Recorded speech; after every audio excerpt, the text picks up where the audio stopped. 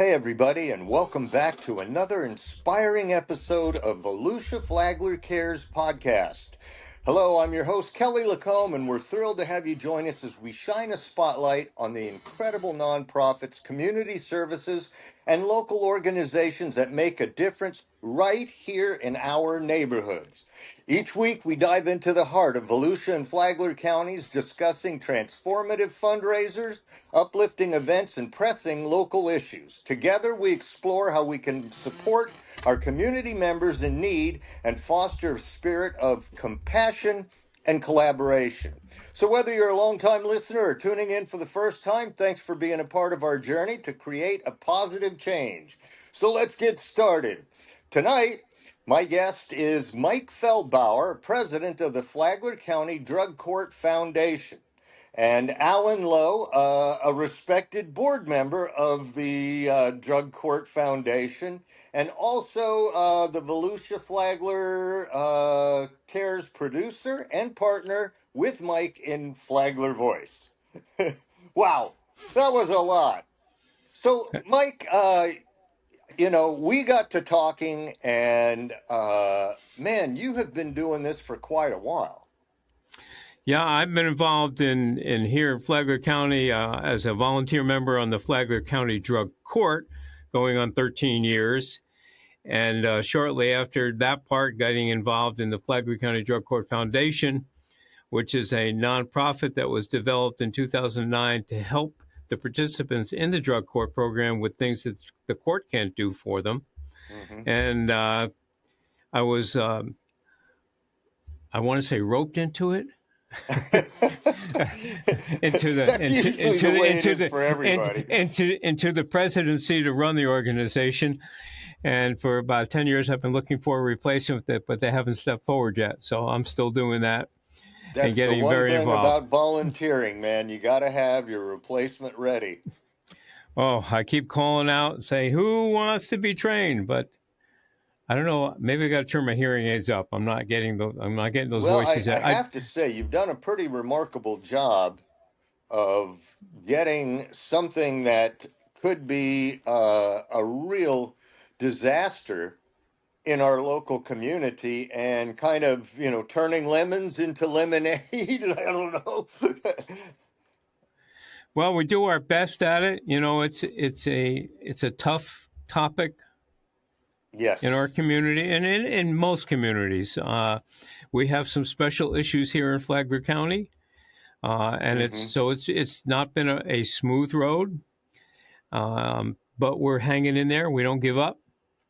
Every year we seem to be able to get a little bit more done than before, so we keep doing it. I do want to give you one little bit of information. At the last minute, Alan got called out, so he won't be with us. He won't be with us today. It's just you and me. We can talk about him if you want later, but sure, we will. We got it. He had a challenging year as well. Yes. But what a just a great guy. I just feel so blessed to have met both him and you. It's been tremendous, really, really. Thanks for sharing and caring. Well, we thank you for that. Let me give you a little history on Alan, so I can talk about him because he's not here. Nice. I met Alan multiple years ago when he was involved in politics, and he was running, I think, for the first time for mayor. And I interviewed every mayoral candidate to see what their views are in the world of recovery in Flagler County, particularly in Palm Coast. Alan's the only one that really stepped up. And we did a video for his promotion of his candidacy, and I have it online that I had a commitment from him. I said, Alan, what happens if you don't win? Are you still going to commit yourself to this world of recovery and helping us in the community? And he said yes, and he has. Man. Okay, he's one of the few politicians I've met that the words that come out, and they are. Right. And the follow through happens, right? And it's been very helpful to us because of the way his interest into the community. He's been here. I've been here just about under 20 years, but he's been here a whole lot longer. he can move me and direct me into places that I would not have been able to get to because Right. of his experience here. And it's been a great help to have him on our board for the Drug Court Foundation. Well, you've been doing community service, either both personal and in the business world for, almost 6 decades. Mm-hmm. That's a tremendous testament to, understanding that it takes a village, and you may think you don't have to give back, but you do have to give back. Well, giving back, once you learn that giving back is as much for who you're giving, but as for yourself. Yeah. It's rewarding, and it is something we need to do. I learned long time ago, and the reason I do the volunteer work that I do now, uh, at one point in time, I was a volunteer at our local YMCA. I was the liaison from the youth department to the board of directors. Wow. And I was able to accomplish a lot of things doing that. But at that same period of time, I said, whoa, man, I think I'd really I want to go into and become a YMCA youth director because of what I've seen. Right. Well, I did that. I was a YMCA youth and camp director for a few years. And then I realized I accomplished more in the period of time that I was a volunteer than I could as an employee. I didn't have the Well, that's same got to restrictions skew your as the whole. employees do. So I realized that in a volunteer you can do a lot more because what are they going to do? Fire you? I don't think Right, so. right. Okay. Well, you don't want to be, totally, uh, but man, that's a long time. That really is, Mike. It is a long time. And when I finally retired, just around 20 years ago now, shortly after we moved down here, Hmm. retired in the end of '06, beginning of '07. I said, okay, now I have time to really give back, and what do I want to do? So I searched around the community and see what's available that I could do and feel accomplished in doing. And I met a local pastor called Pastor Charles Solano, who runs Hmm. the Grace Community Food Pantry, which is one of the 7 largest community pantries in our. It is the 3rd largest in our 7 largest in our northern counties. Currently serving over 12,000 people in Flagler County, and got involved and volunteered there. So I was volunteering there. I was actually moved and went to his church, but he had a history in the world of recovery. His Hmm. background, his stuff is incredible. Sometimes if you want to get a good person to come on, and we'll get him on and talk about that. Yeah. And he had a desire to open up the first recovery house in Flagler County. It was a Christian recovery house. The first one was for men. And because of my administrative background in my business areas, I jumped on board to help him do that. And that got me involved in the drug court program because all our first clients came Hmm. from drug court, got me involved there. So that's how I got involved locally in what we're doing here. And Right. at the time when I got heavily involved, I thought that I would never have done this. Now it's a calling on my life. Oh, Okay. sure. It's something that I'm called to do. Every once in a while, I say, "Hey, God, give me a break. How about a vacation?" But He says, "No, you're going to be doing what I'm telling you to do." So we do it, Well, and we go from 45 years of there. marriage. You have a Yep. daughter and a great son-in-law. You've been in Palm Coast for 20 years. You got things going pretty consistent. So now let's go ahead and talk about what does the drug court actually do? Is it an Okay. actual court? Yes. So Okay. what a drug court does, and the original drug courts were founded in Florida, down in South Florida, when some of the people involved in the court system said, you know what? In dealing with the issues that we're dealing with, people that get arrested for drug related issues, Yep. okay, the best way to help them because they understand that addiction is not what most people believe it is. Okay. In the 13 years I've been doing this, I've never met one person that said I wanted to become an addict. Okay. It's classified medically, nationally as a disease. Okay. And we take a look because of Hollywood that people in addiction are all a bunch of bums or outlaws and doing this and doing that, but they do get in trouble. And Yep. most of their getting in trouble is a way of supporting the bad habit that they've gotten into, that was not Exactly. designed to get into.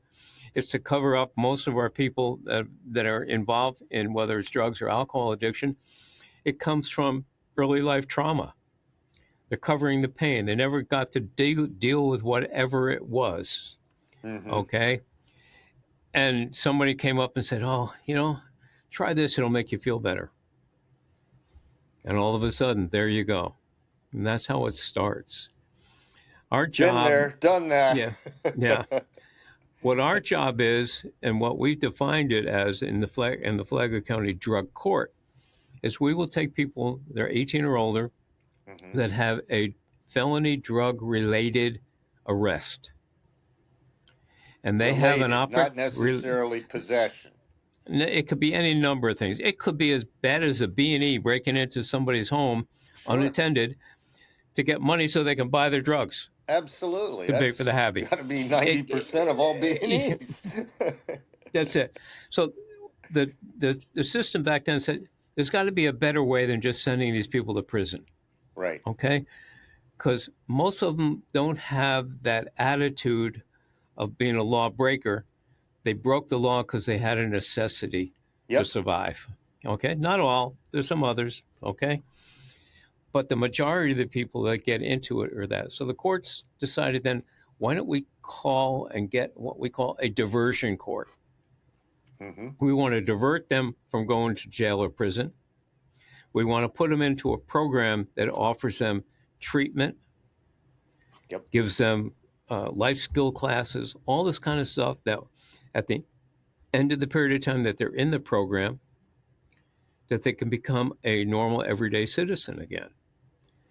And the diversion courts have done extremely well. Uh, we're talking about the drug related diversion court. There are other diversion courts that are out there Mm-hmm. for a variety of things. But this is what we focus on here at Flagler County. We have a drug court, is a diversion court.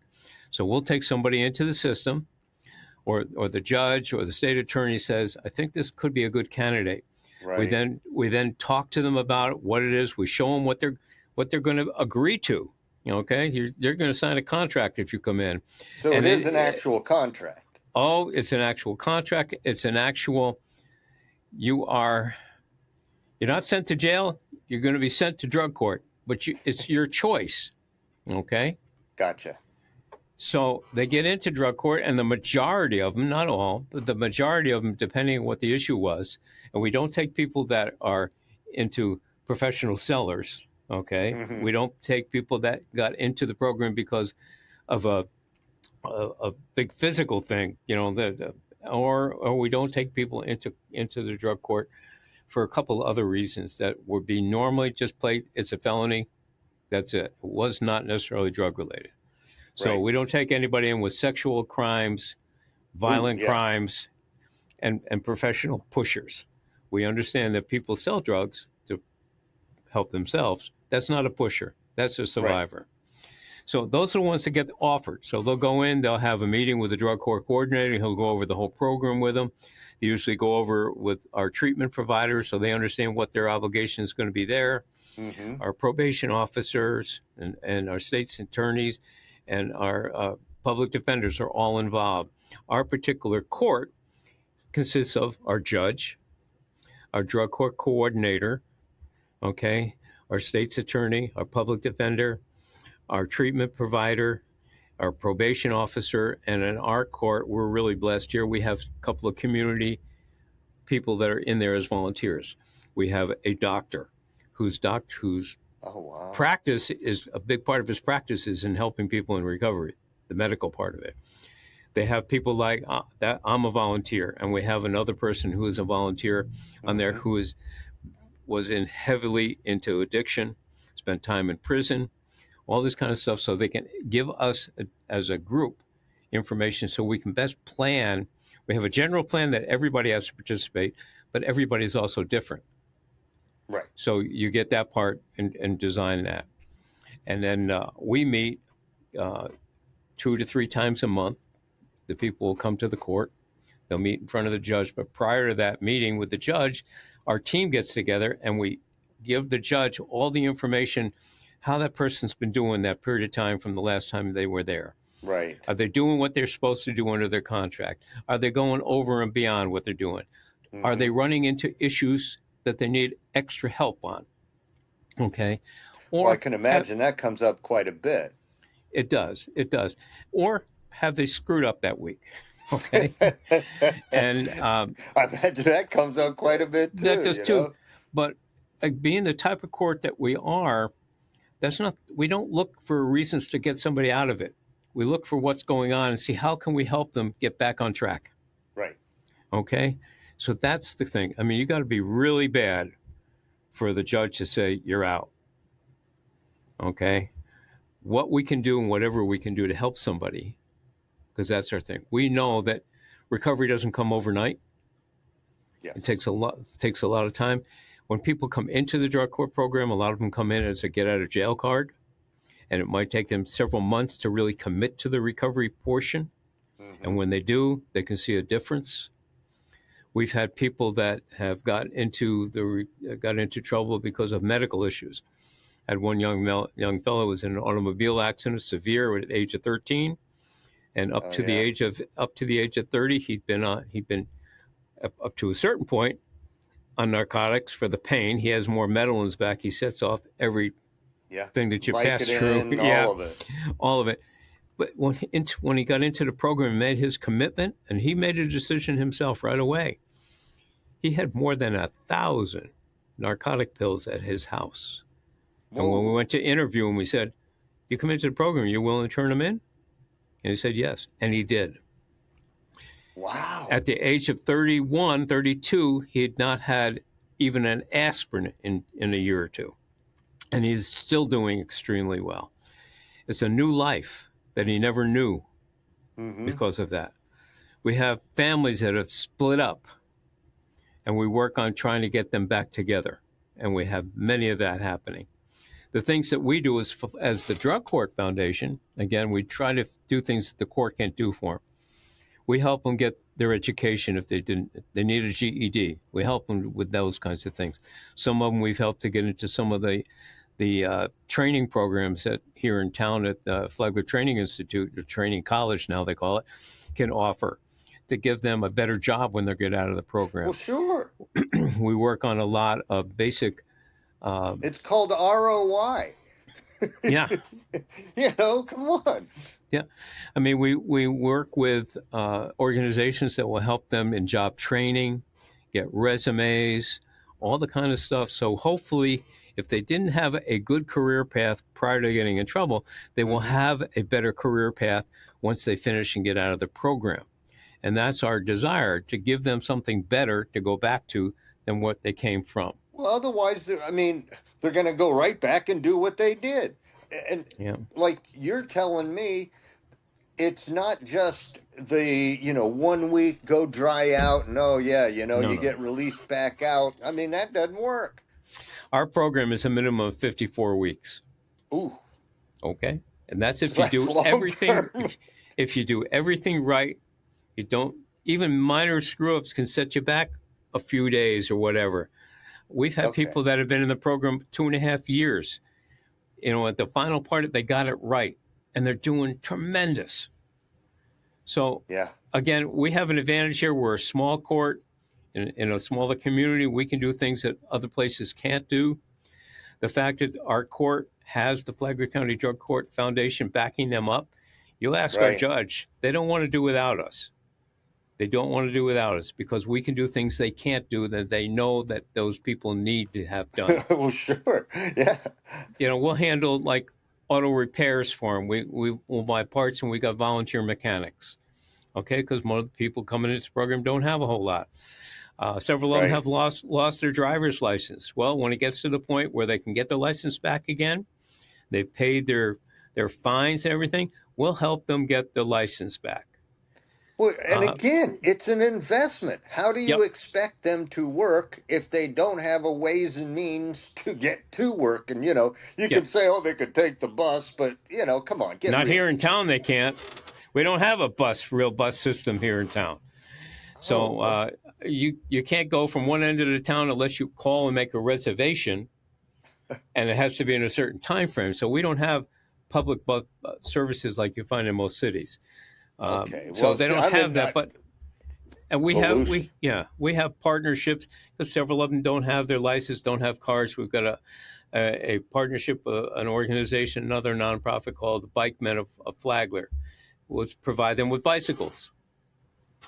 So they need Nice. transportation because they need to get to the variety of things. They need to be in Sure. court when they're told to be in court.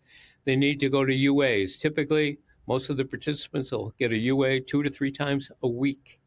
Okay, Wow. Well, they they should. need they need to go to treatment on certain times and all this kind of stuff, and they do that. That area of having, can you imagine having the benefit of having an employee that's getting UA 2 or 3 times a week? That also has to meet with a judge, an attorney, all these other people that are watching them. You could get the best employee there is because businesses don't do that. They don't check. How many businesses do regular UAs with their employees? No. Nobody. Here we got that. You got the UA, so we know that they're clean. They're not using. Mm-hmm. They know that there's a judge watching them, a probation officer watching them, a drug court coordinator watching them. They're under some pretty tight stuff, so they're going to do the best they Yeah. can to do it right. Well, as they're doing all these things, they're developing those good habits, Okay. improving their life skills, which a lot of them lack. A lot of it. Right. We do Right. a lot of life skill training. Um, so those are the things that we find are most beneficial Well, to the people in our program. you've got like I would imagine. I've thought a lot about this, but almost two different ways that this happens. You've got the kids and the people who end up kind of experimenting and finding out and getting in because it's cool. And then you have the mom who did get in a bad car wreck and her back is completely gone and she now is taking, just incredible amounts of the most addictive and, powerful drugs that there are. So when that ends, what happens? Well, that ends when the doctor says, "Okay, I can no longer write this prescription." Okay, Right? then they go to the streets That's because exactly right. because because I've got this thing about the medical profession. Instead of them preparing it and working on them, getting it down, saying that we're here. Here's the things that we got to do. You Yep. got to get out of it. And if you have issues, you got to. Here's a group that you can go and talk to. That doesn't happen as it should. Right. Okay. We provide, our Drug Court Foundation was the first nonprofit in Flagler County to get a grant to give Narcan away, which saves people from overdoses from an opiate. And Wow. every time a doctor was supposed to write a prescription for an opiate, when you go to the pharmacy, they were supposed to tell you about it or have it there for you. And 90% of the time, they don't do it. Okay. And it's free? Well, we offer it for. We've got a grant to give it away free. If you go to the drugstore, it's $50 a box, which gives you 2 doses. Okay. We give it away free to anybody who needs it, wants it. Our team has got it into the Flagler County school system, where we provide Narcan for all the schools in case they have an Right. issue. We've done it with our Flagler County Tax Department, which sees over 100,000 people coming through their doors a year, because that's also the motor vehicle and tax. So they had a desire. They said we need to have it here just in case. Yeah. So we've worked with them. We work with churches and other organizations to provide it for whenever we do a major event. We have it out to give away, and we know that we have saved a number of people. Oh, I'm sure. Yeah. And we've also during that same time, when we're in an event, we're giving Narcan away, you'll get many people come up and say, nah, I don't need that. And they're right. But we treat Narcan the same as CPR. Okay? You don't know. Right. Okay? I've only had to use it once. I drove into my neighborhood. There was a car off to the side of the road. Guy was slumped over his steering wheel. Another couple, thank God, already got out. They were calling 911. I got out and had to dose them twice before EMS got Really? there. Oh, yeah. And you revived him? I revived them enough for EMS to come in and do what they needed to do. I got out of there then. I don't know the guy's name. It didn't Right. matter. Okay? And the other thing is Narcan can't hurt anybody. You don't even have to know for sure that person's overdosing. Give it to them. It can't hurt them. I lighten up Really? I lighten up some of the training conversations we had that we do with groups and stuff. Is that Narcan was developed in the 50s, and you know what it was developed for? It was an anti-constipation drug. So, would you rather die or have diarrhea? That lightens it up a little bit because it's such a serious topic to talk about. Our Yeah. feeling is you can't recover if you're dead, and it's not my time to judge when that time is going to happen. Right. So we want you alive. And that's the way our entire group, the Flagler County Drug Court Foundation, we're 100% volunteers, and every person in that group, okay, has a heart to help people. They're there because they've been there, done that. I have several families that have lost children to overdoses, and they're there to see if they can help other people not go through what they went through. We have people that have been through the drug court program, and in that we've had fully recovered people, and we have just other people that get involved because they want to help and be real. It's not about the money. Money's Man. important. Money's important, and we need it because most of the things we do cost money to Well, now, provide. I'm glad you mentioned that because I went ahead. I've sent this to Alan, but it's actually your GoFundMe link. Is that it's the GoFundMe.com/charity/ the Flagler County Drug Court Foundation. I didn't know that was there. Somebody must have put it out for us. Oh, okay. Okay. Okay. Well, we'll put it up if people Yeah. want to. Well, you might want to Yeah. find out first. Yeah. Yeah. Find out. Make sure it's going to the right place. Right. We have on our webpage, there's a donate button, and you can Okay. donate right there. We do two major fundraisers a year right now. In the fall, which we're coming into, we're in that now. We have what we call a Ride for Recovery, which we've been doing for many years. It features motorcycles. In the last couple of years, we've added Jeeps, and now we've got Ford Broncos. Any four-wheel vehicle or three-wheel, Right. is welcome to join us that day. And we start off here in Palm Coast at the Texas Roadhouse Restaurant. It'll be on November 1st.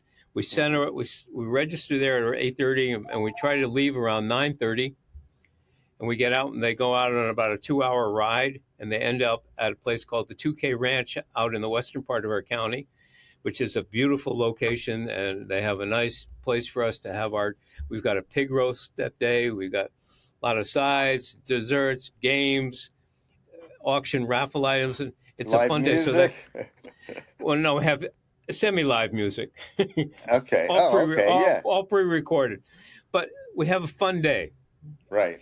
and so we use that as one of the things we do to raise money. And every one of our fundraisers has two functions: one, to raise some money, okay; two, to educate our community, to give them more information, what we do, why we do it. Right. Okay. If you're probably familiar with the word of stigmatism, stigmatism is how we treat people that are in addiction because of Hollywood. They're nothing but bums, crooks, no good. They'll never amount to anything. Why bother? Well, that's not what it is. They aren't. Well, we Okay. don't have a choice. So we need to change our attitude. Yes. Okay. When we talk about people like that, so the biggest help that people out there can be to the world of recovery is Mm-hmm. to get knowledge and understanding what causes people to get involved and change their attitude, just so they're not pumping people with all this bad talk. By just stopping that alone, Right. will dramatically increase Misinformation. the success. Yeah. Okay? So when we have our fundraisers, a big part of that is telling people what's going on, things that we're talking about here, and how So you can that's like help. coming right up. Oh, yeah, it's only a few weeks away, Man, November that should be 1st. a lot of fun. Yeah, and they can find more information both on our website and our Facebook page, which is probably even more active than our website, I think Flagler we have a County. QR code for you that we'll put in. Okay, that'd be good. So those are the things that we do. So we're helping people with education, with life skill classes, with auto repairs, with all kinds of stuff, housing, which has become very difficult Mm-hmm. because of the pricing and stuff with that. But we also have a small loan program that we offer to the people. If they have a legitimate expense and they can't afford it at that point, okay, Mm-hmm. and they've been doing good in drug court, we sign a contract, we give them X number of dollars, we don't go real high, and Right. they get 6 months interest free to pay the loan back. If they maintain the top level in drug court and pay their payments on time, we forgive the last two payments. So we're Whoa. teaching them this, and it's a life. Do it right, and there's a benefit. Incentive is what it's called. That's right. That's it. There's a lot of community service involved in the drug court program, and they learn how to give back is such an important part of their recovery. Mm-hmm. So all I those kinds of things that we have going on is the benefit of the program, and we'd love as many people that so can come out in their you need what, mentors, yes, people that have these life skills, auto yeah, mechanics, doctors, all everything, that. huh? When I go, we have a monthly meeting. We meet on the second Tuesday of every month, and one month it's on a Zoom meeting, one month it's in person because I think that a personal thing is still very important. Mm-hmm. And when I tell people, what do we need? I said, we need more diversity in our group. And when I Yeah. say diversity, it's not about skin color, religion, background, or anything. It's diversity in skills that can offer. So if somebody needs something, we got people in those areas that we can direct them to and help them. You give Right. the mentorship is very important in different aspects. So that's what we need. So if there's anybody out there that's listening to this, we need your help. Okay, I can use your physical help. I can use your monetary help. I could use both. Um, Come out Right. to the Ride for Recovery. Okay, enjoy the day. Enjoy the pig roast and all the sides that we have. Right. Meet people because a lot of our participants are going to be out there, and you can talk to them about what they're going through, and they'll talk to you about what they've gone through and how and what's going on. In the Mm-hmm. spring is our second large fundraiser because we have two a year, Okay. and that's a golf tournament. So Oh. we're reaching out to a different marketplace at that time. So and we do the same thing there. Mm-hmm. Big part of that event is when everybody's in and the food is on the table, so they're quiet. We teach them what's happening with with substance abuse in Flagler County, and that's important because most of our people really have no clue what's happening in our county. We have been Right. in the last 7 or 8 years. We were between the second 10th highest overdose county in the state based on population. At one point, we were the highest overdose death county based on population. Years ago, we were the highest. We were the highest um, death county based on suicide. We have to deal with more mental issues. So mental health is all part of it. You can't divert. You can't separate it. It's all there. So Yeah. be part of the help. People, you can only be on one or two sides. Okay, you can be part of the problem or part of the solution.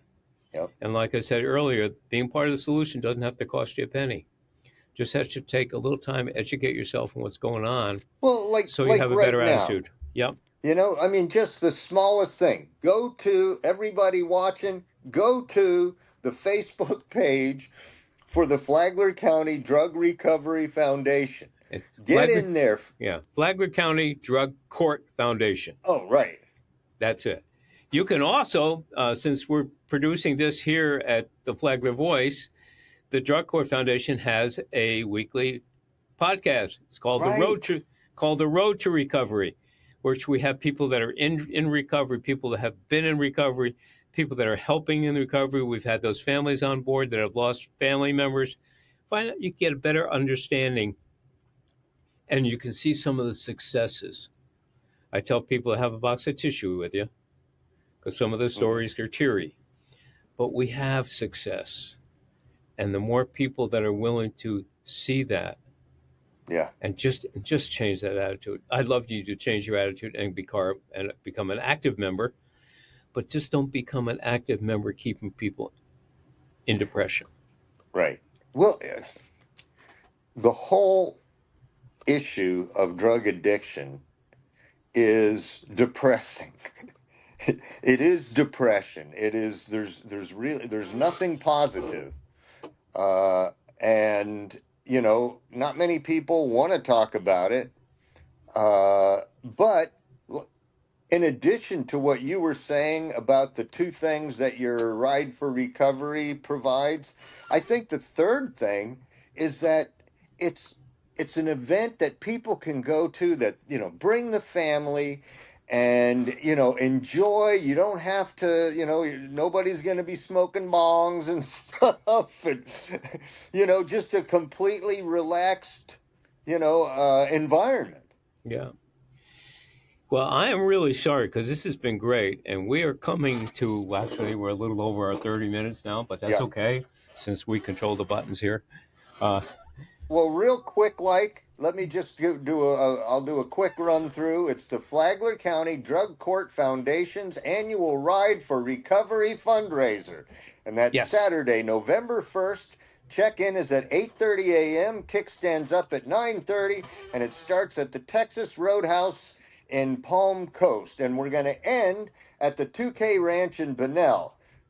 Approximately 2 hours in duration, but if you want to have fun and spend the day, then spend the day. And there's going to be a pig roast, games, raffle and auction, a vendor fair, and quick reminder, it's not just motorcycles. The ride is open to all vehicles. It's $15 for the meal, $25 per driver, and $10 per passenger.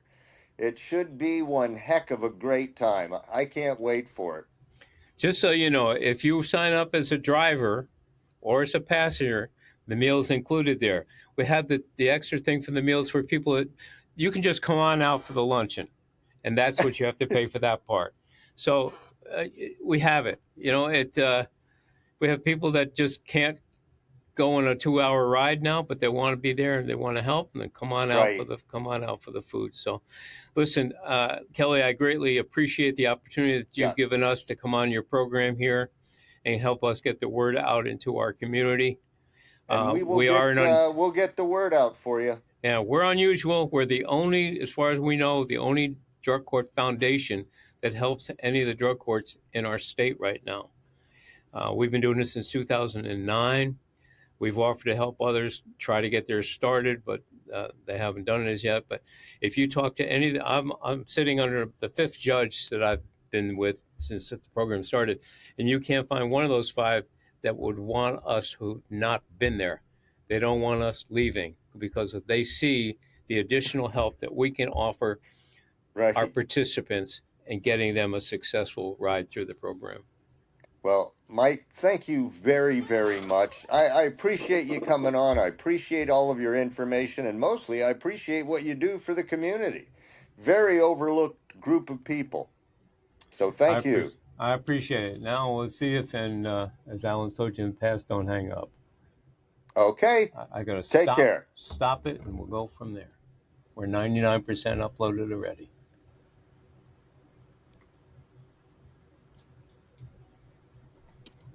Hello, welcome to Good Vibes Nutrition, where every day is Friday. Good Vibes Nutrition was created to provide an environment of self-improvement through health, happiness, and community. Whether it's to lose weight, build muscle, gain more energy, or make friends, think of Good Vibes Nutrition as your Flagler Center hub for healthy living, personal happiness, and long-lasting relationships through the examples of kindness, encouragement, introductions, and pure love.